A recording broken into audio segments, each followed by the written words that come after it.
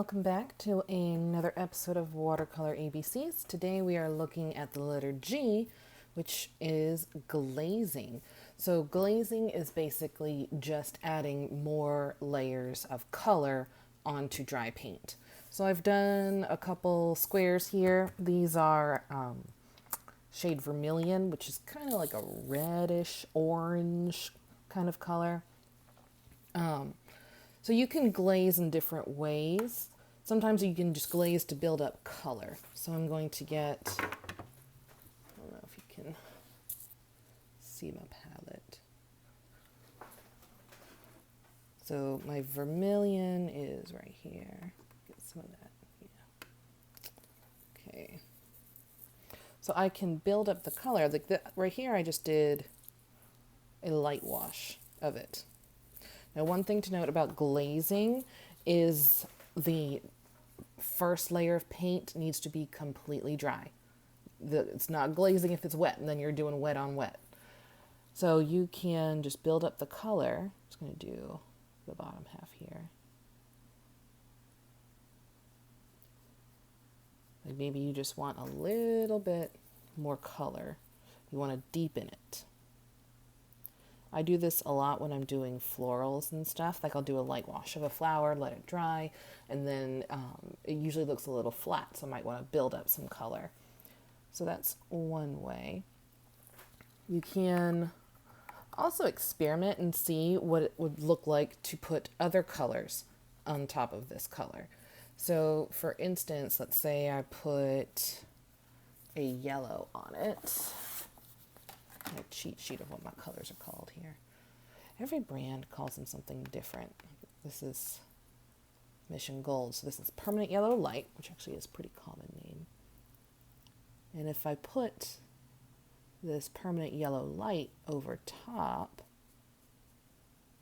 it gives me a kind of subdued peachy color almost. Now I can also put maybe some Crimson Lake.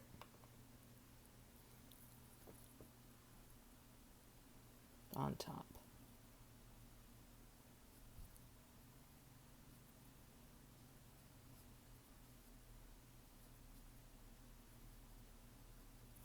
So it just gives, like this Crimson Lake now has that orangish undertone from the vermilion that was underneath it. It's not what straight Crimson Lake looks like. So a lot of times people will do this to like add details, and you can cover the whole square if you want. I didn't, just so you could see what the original color looked like under it. But you can even do it for details. Like let's say I go back to my vermilion, and you can use it to add little things, like maybe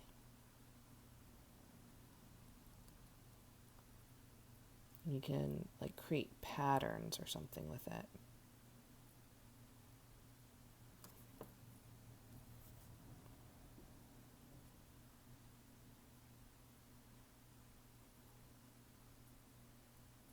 Like this would be like really cute around maybe Christmas time. It can be your wrapping paper or something if you're painting presents.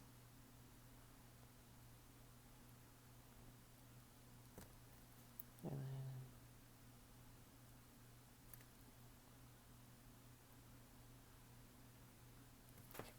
then, ooh, my hand must have been wet because that was dry, but my hand was wet right here. And so when I was putting it on there, it kind of moved my color around. Because even when watercolor has dried on paper, it can still be reactivated by water. And then, so this one, I'm just going to glaze over the whole thing with the original color. Just so you can see how it just deepens that color, makes it more vibrant. This watercolor is naturally a transparent medium, so that means it can look a little washed out sometimes, but you can fix that by glazing. So I'm going to do a little mini painting, kind of showing you one way to use the glazing technique. And I just got these. Aren't these the cutest things ever? They're the Stonehenge Aqua Cold Press by Legion. And they came in a kit. I got several of them. Okay. So Stonehenge Aqua Mini Pad Set. So I got, it's their black watercolor paper, their Aqua Cold Press, which I'm going to use, Aqua Hot Press, and then Aqua Cold Press Heavy. This is their heavier weight paper. So most watercolor paper is around 140 pounds, and their heavy is 300 pounds. So I what I did is I just taped down the bottom in case I use a lot of water. Zoom in a little more. And what I did here is I used a watercolor pencil to kind of trace the outline of what I'm going to paint. That way it will just blend in with the watercolors that I'm using instead of like a graphite pencil. So I'm going to grab some blue. I think I'm going to do some cerulean blue. Mixing that with a little bit of what's left here on my palette, which is like a dark purple. Okay. So I'm just going to do a light wash for my background, and then I'm going to glaze over additional washes.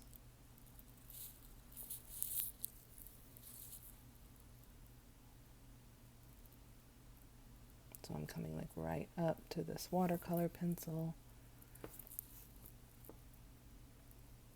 and it just kind of melts into the water.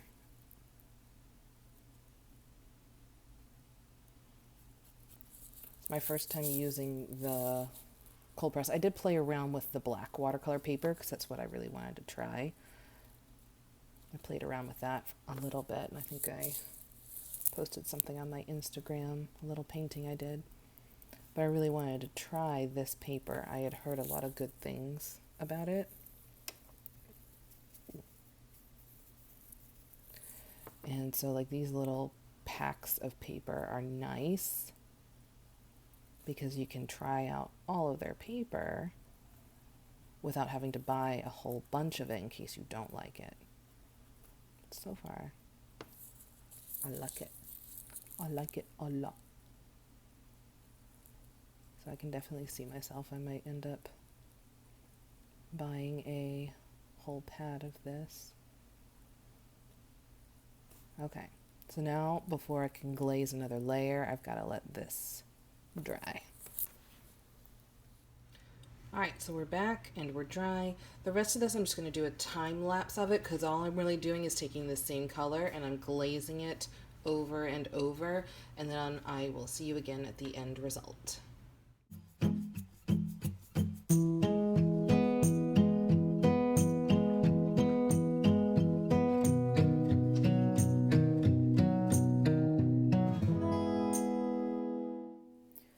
Alright, and so we're back. I just finished adding my last layer to my little ocean waves. I'm going to take this tape off the bottom.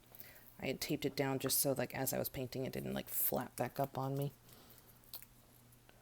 Alright, so this was just starting off with the same color and building it up as I went. This was a mix of cerulean blue with indigo, I believe, by Mission Gold. So it's just like, this is one example of how you can use glazing, but there are tons of others. So thank you so much for watching, and I will see you next time.